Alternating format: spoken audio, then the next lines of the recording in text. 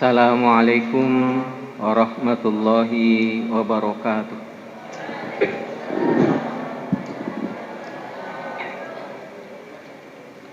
Bismillahirrahmanirrahim. Alhamdulillahi rabbil alamin.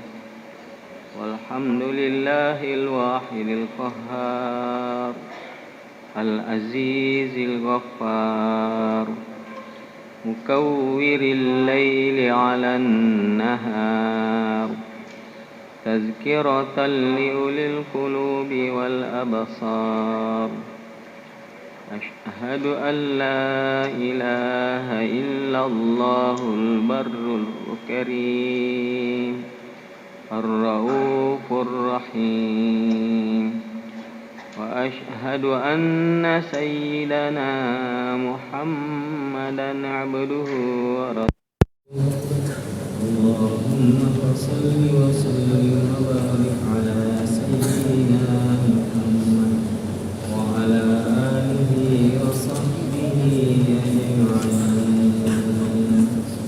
Subhanaka la ilma lana illa ma 'allamtana innaka antal alimul hakim.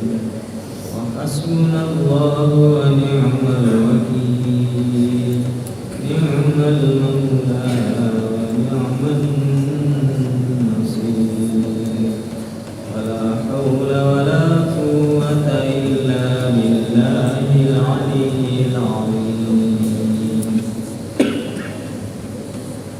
Alhamdulillah wa syukurillah.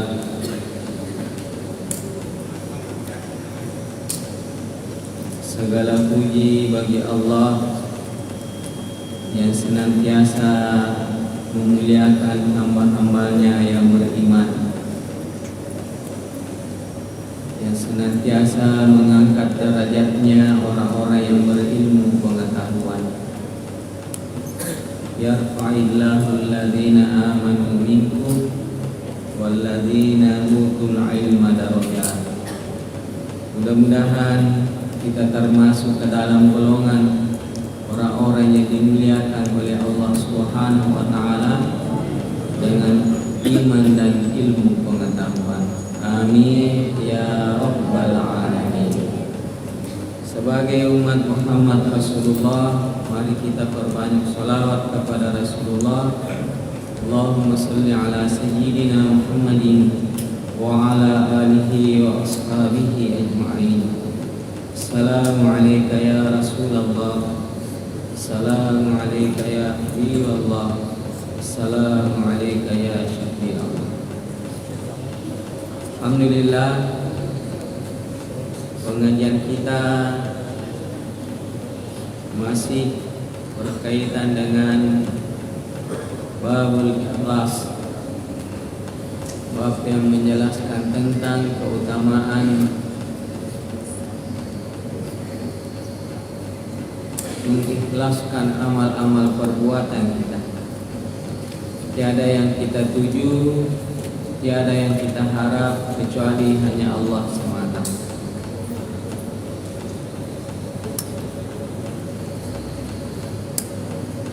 Wa an Abi Hurairah Abdurrahman bin Sakhrin radhiyallahu anhu qala qala Rasulullah sallallahu alaihi wasallam inna Allah ta'ala la yanzuru ila ajsamikum wala ila suwarikum walakin yanzuru ila qulubikum wa a'malikum. Rawahu Muslim. Hadis ini dari sahabat yang mulia, sahabat Abi Hurairah. Nama panggilannya Abi Hurairah, nama aslinya adalah Abdurrahman bin Sakhar radhiyallahu anhu. Semoga Allah meridhoinya. Sahabat Abi Hurairah ini banyak menghafalkan hadis Nabi sallallahu alaihi wasallam. Tidak kurang dari 5.000 hadis yang disampaikan oleh Abi Hurairah radhiyallahu anhu.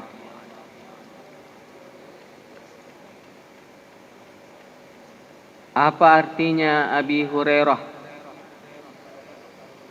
Ya, pemilik kucing atau bapaknya kucing. Pertanyaannya, apakah kucing punya bapak? Ya, ini hanya istilah ya. Kalau kita kembali ke sejarah para sahabat, bahwa sahabat Abi Hurairah ini bukanlah penduduk asli Makkah atau Madinah. Sahabat Abi Hurairah ini berasal dari daerah Yaman. Ia masuk Islam pada tahun ke-7.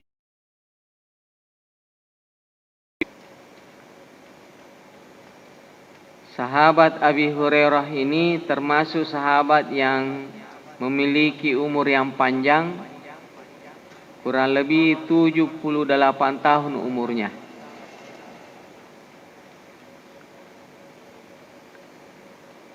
Sahabat Abi Hurairah ini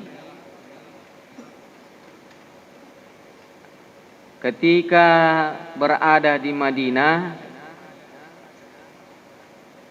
ia termasuk Ahlus Suffah. Ahlus Suffah ini sahabat yang tidak memiliki rumah, tidak memiliki keluarga di Madinah.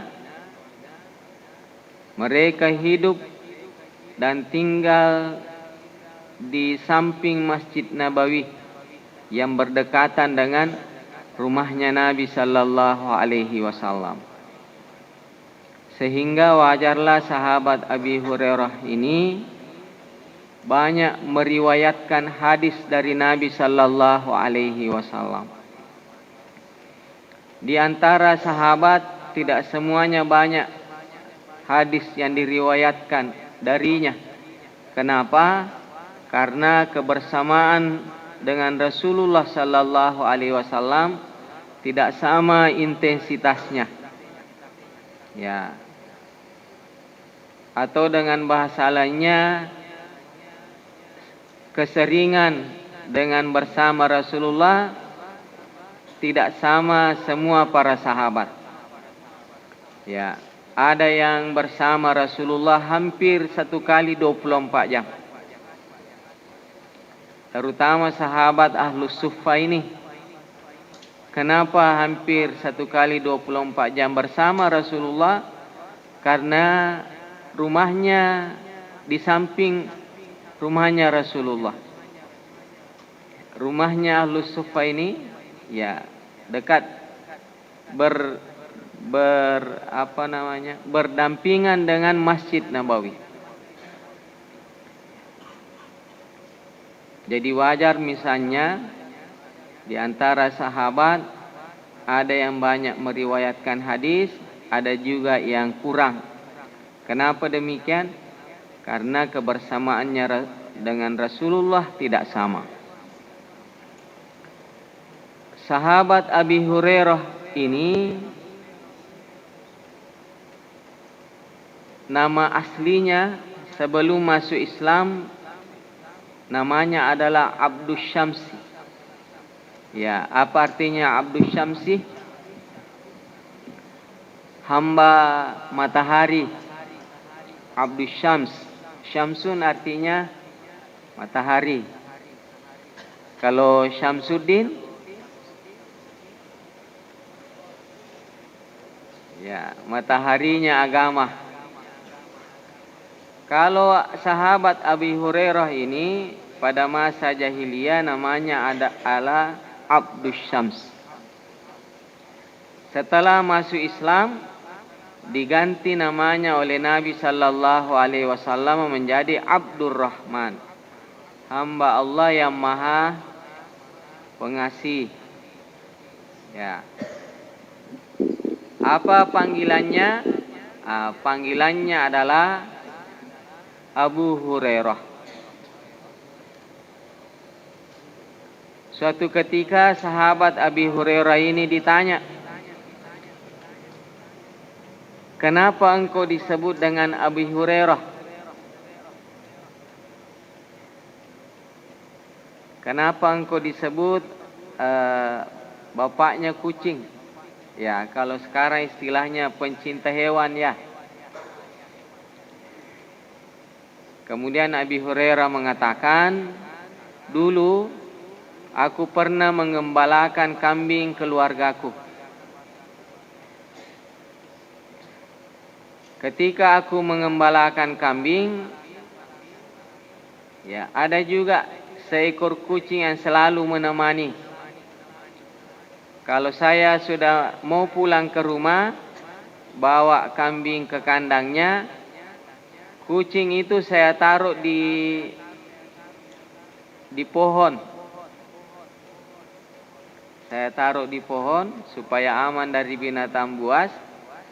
Keesokan harinya ketika saya datang kembali, ya aku turunkan lagi kucing itu dari pohon dan bersama denganku. Oleh karenanya, karena keseringannya bersama dengan kucing dan senang dengan bermain-main dengan kucing, akhirnya disebutlah dengan panggilan Abu Hurairah.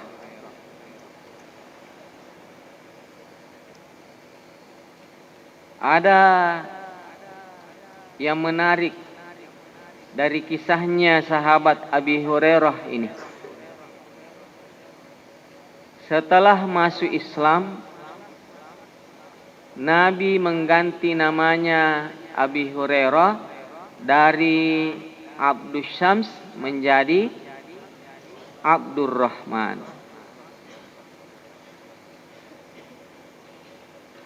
Pertanyaannya, apa arti pentingnya sebuah nama?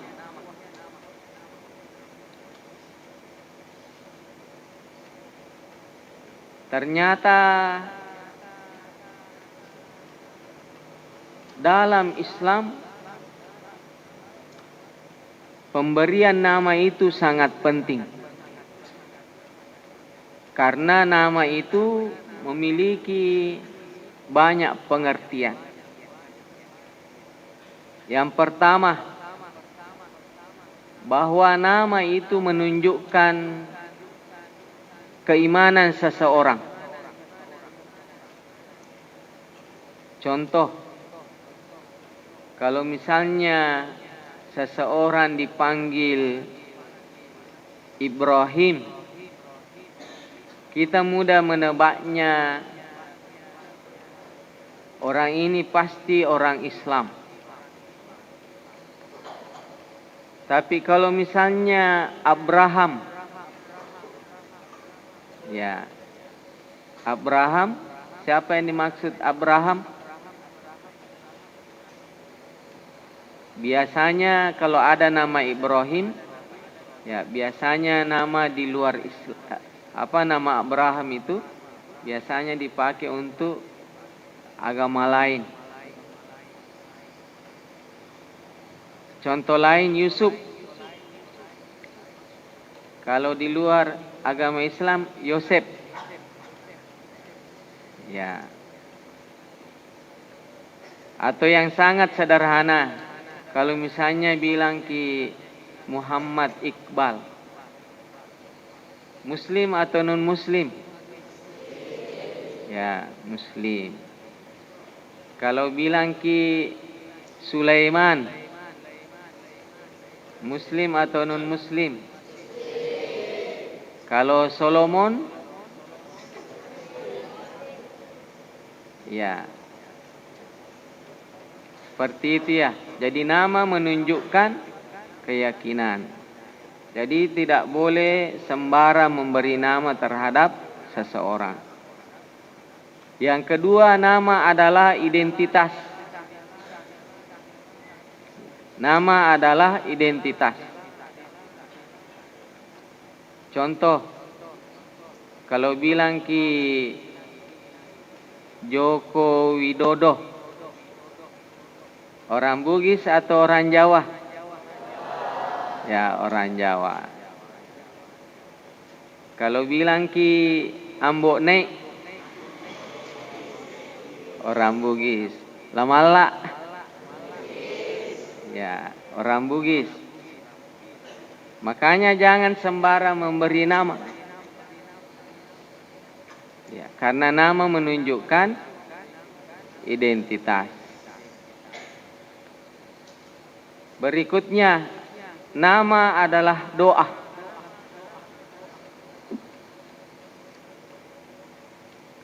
Khairul asma'i ma'ubbida wa hummidah. Sebaik-baik nama, kata Nabi sallallahu alaihi wasallam, ma'ubidah. Nama yang menunjukkan penghambaan kepada Allah Subhanahu wa taala. Ya. Nabi mengganti nama sahabat Abi Hurairah dari Abdus Syamsi menjadi Abdurrahman. Apa artinya Abdus Syamsi? Hamba matahari. Ya, berarti kalau kita mengatakan hamba matahari, berarti kita pertuhankan yang namanya selain Allah. Ya, itu ya.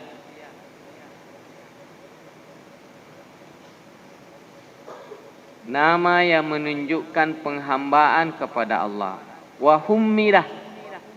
Ya, nama yang terbaik berikutnya yang menunjukkan puji-pujian. Mahummidah, yang menunjukkan puji-pujian atau memiliki makna yang baik.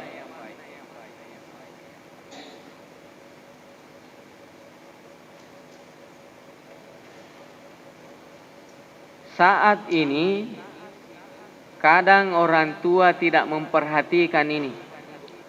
Ya, yang penting namanya keren.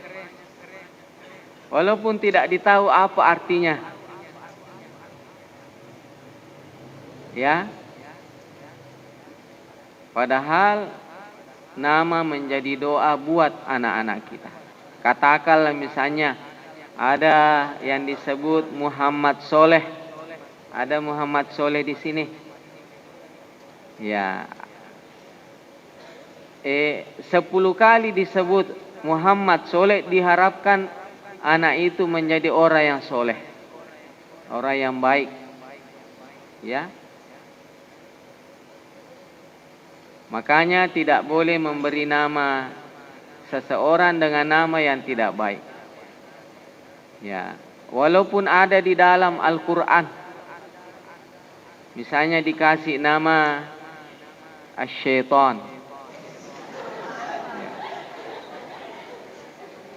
Ya, walaupun ada di dalam Al-Quran, tapi Asy-Syaitan itu makhluk yang dilaknat oleh Allah Subhanahu wa taala. Jahannam misalnya. Ya. Jahannam atau ahlu jahannam. Wah, jangan, karena artinya sangat buruk. Ya, dan ingat ya, panggilan-panggilan yang baik itu akan mengundang kebaikan-kebaikan. Kata-kata yang buruk itu akan mengundang keburukan. Ya, coba anak-anakku ingat baik-baik ini ya. Biasakanlah mengucapkan kalimat-kalimat positif, kalimat-kalimat yang baik. Karena kalimat-kalimat yang baik yang kita ucapkan itu akan mengundang, akan menarik kebaikan-kebaikan yang mendekat kepada kita. Sebaliknya, ucapan-ucapan yang negatif, yang buruk maknanya, kalau sering kita ucapkan, itu akan menjadi doa. Sekaligus menarik yang negatif datang ke kita. Contoh sederhana. Ada yang suka menyanyi di sini. Ya. Kalau mau menyanyi, menyanyilah yang bagus artinya. Ya, makanya lagu yang baik itu lagu salawatan. Jangan nyanyikan lagu yang jelek artinya, karena itu akan menjadi doa. Contoh sederhana. Ayu Ting Ting, kenal? Kenal Ayu Ting Ting? Di mana kenalan? Ya. Coba ada lagunya itu alamat palsu. Ya, saya minta hati-hati ya. Alamat palsu. Makanya yang mendekat ke Ayu Ting Ting itu yang palsu-palsu. Cintanya palsu. Ya. Ya. Jadi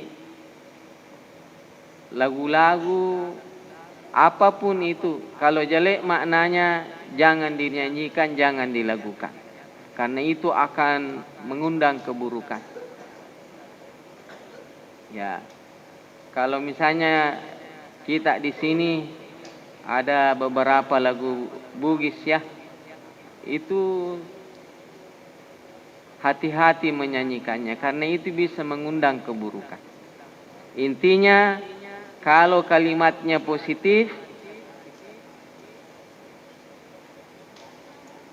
itu akan mengundang kebaikan. Kalau kalimatnya negatif, itu akan mengundang keburukan. Ya, inilah beberapa pengertian nama ya. Nama adalah menunjukkan keyakinan, nama menunjukkan identitas, nama menunjukkan doa.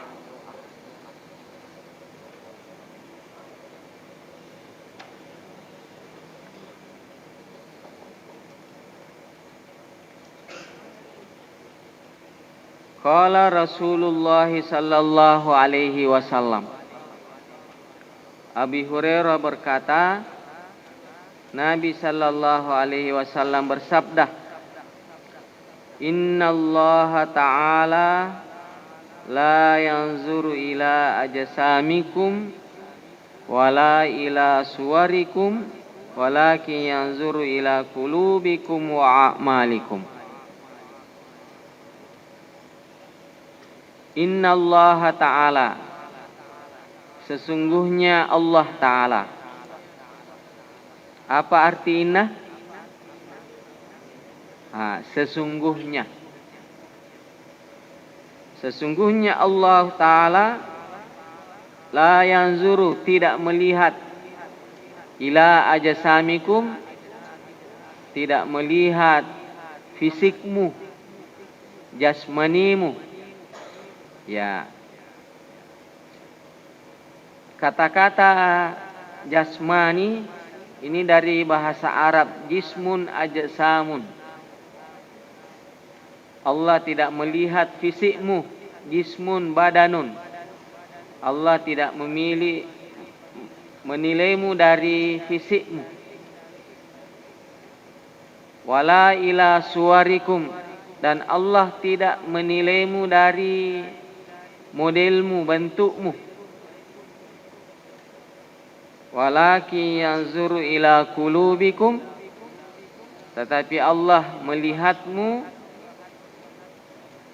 menilaimu dari hatimu. Wa a'malikum, dan amal perbuatanmu. Rawahu Muslimun.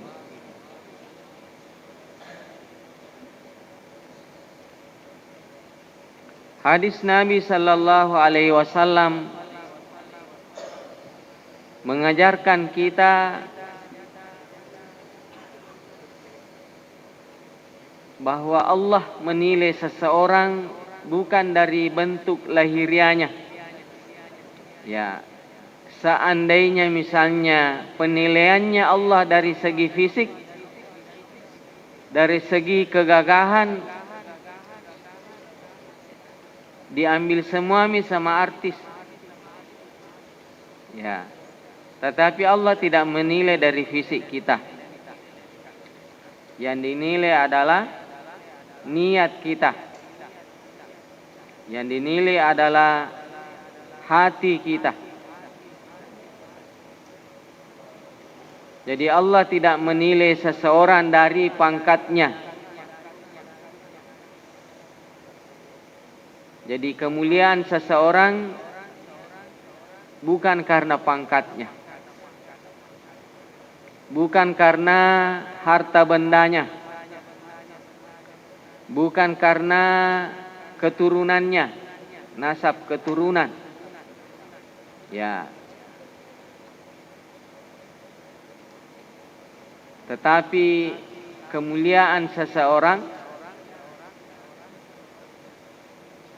ketika dia niatnya lillahi ta'ala dan amal perbuatannya sesuai dengan ajaran agama.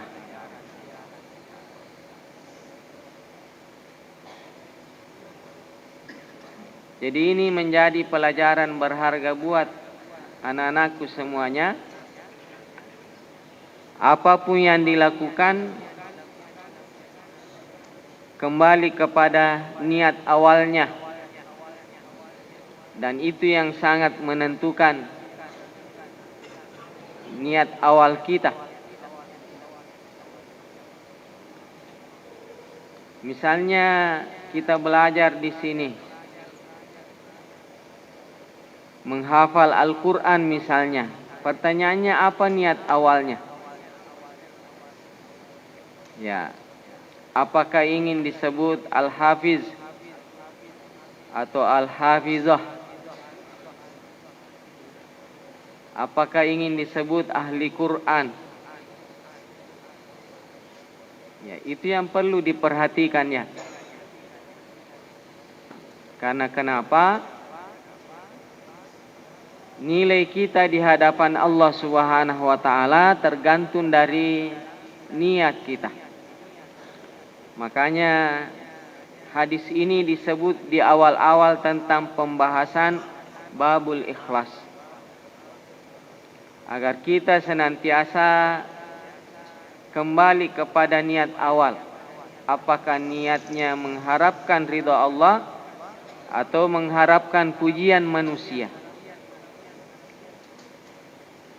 Ini yang harus dijaga di awal, di tengah, dan di akhir dari perbuatan kita. Ya, karena bisa jadi di awalnya niatnya lillahi ta'ala, tapi di tengah perjalanan bacaan Qur'annya tambah bagus, bacaan Qur'annya tambah fasih, irama Al-Qur'annya, irama bacaannya tambah menarik hati, ya, enak didengar. Di situ harus lebih waspada lagi. Jangan sampai syaitan masuk ke hawa nafsu kita. Ya, pada saat kita jadi imam misalnya, ada godaan-godaan di situ. Engkaulah qari terhebat, bagus sekali bacaanmu. Ya, iramanya sangat merdu, semua orang suka denganmu. Waspada, jangan sampai bisikan-bisikan yang seperti ini akan mengurangi keikhlasan kita dalam membaca Al-Quran, dalam menghafal Al-Quran atau mentadabburi Al-Quran. Dan ternyata tidak mudah memiliki niat yang tulus. Tidak mudah. Banyak godaannya. Ya, banyak godaannya. Karena kenapa? Hawa nafsu kita, syaitan senantiasa membisikkan hal-hal yang bisa membatalkan amal ibadah yang pernah kita lakukan. Sebagai kesimpulan, anak-anakku semuanya, bahwa Allah menilai seseorang bukan dari lahiriahnya, bukan dari pangkatnya, bukan dari jabatannya, bukan dari status sosialnya, tetapi nilai seseorang berdasarkan niat dan amal perbuatannya. Makanya anak-anakku, jagalah niat baik ini. Ya, dengan niat lillahi ta'ala, apa yang kita lakukan Allah akan mudahkan. Ya, karena kita mengharap kepada Allah, ya Allah, aku mau menghafal Al-Quran. Beri kemudahan ya Allah. Beri kekuatan, beri semangat untuk senantiasa mempelajari Al-Quran. Ketika kita melakukan ibadah dan amal soleh yang didasari dengan lillahi ta'ala, insyaallah inilah amalan yang akan diterima oleh Allah Subhanahu wa ta'ala. Inilah nanti amalan yang paling berat timbangannya di hadapan Allah Subhanahu wa ta'ala. Ya, walaupun misalnya amalannya kecil, sederhana, tetapi karena niatnya lillahi ta'ala, ketika nanti ditimbang di akhirat, timbangan pahalanya sangat berat. Kenapa timbangannya sangat berat? Karena lillahi ta'ala. InsyaAllah anak-anakku semuanya, luruskan niat lillahi ta'ala. Allah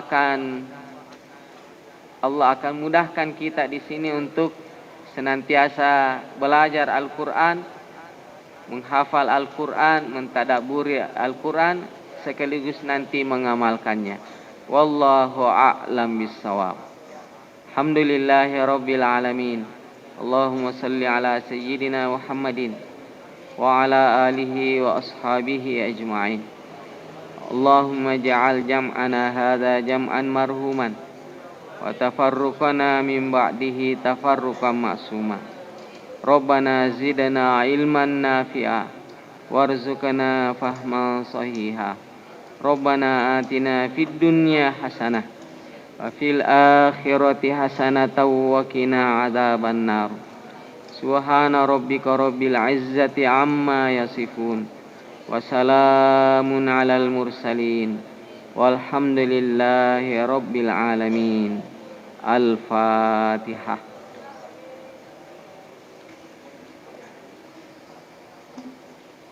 Assalamualaikum warahmatullahi wabarakatuh.